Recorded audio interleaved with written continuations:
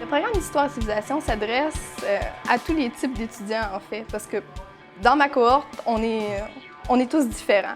Je m'appelle Guillaume Robert, je suis directeur marketing chez Robotique, une compagnie qui fait des mains de robots pour le secteur industriel. Je peux faire des liens avec la formation que j'ai eue puis le travail que je fais actuellement. C'est sûr que je pourrais sortir des choses plus générales, du genre ça m'a appris à travailler, structure de travail, à être bien organisé, mais c'est beaucoup plus que ça dans le fond. Ça m'a donné une bonne tête bien remplie dans le fond. Puis pour moi, je crois que c'est essentiel qu'on soit technicien en laboratoire, ingénieur ou en communication comme moi. Je crois que c'est un excellent background, comme on dit en français, pour œuvrer dans le monde du travail. Donc, c'est un peu universitaire, on se donne des bonnes bases, une bonne culture générale.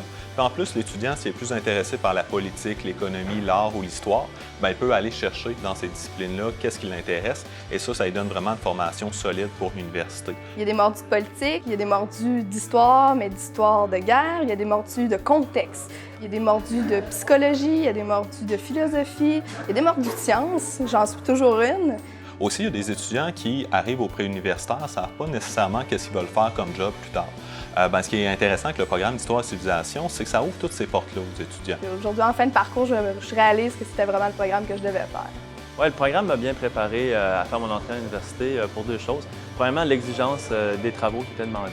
Je dois avouer qu'il était un petit peu plus exigeant là, au niveau des critères de correction, des trucs comme ça. Et puis la dynamique de groupe aussi était très intéressante. Beaucoup de discussions entre les étudiants pendant les cours, puis avec la professeure aussi. Quelque chose qui caractérise beaucoup le programme d'Histoire et Civilisation, c'est la qualité de l'encadrement qu'on va donner. On a des cohortes de plus petites, on parle de 28-30 étudiants par cohorte, ce qui fait que les professeurs connaissent bien les étudiants, ils sont prêts à leur donner un bon coup de main pour les aider. Moi, j'encouragerais fortement un étudiant qui est intéressé à l'histoire puis à la culture à s'inscrire en Histoire et Civilisation. C'est sûr que ça l'ouvre la plupart des portes, en fait. C'est génial. C'est un véritable bain de culture.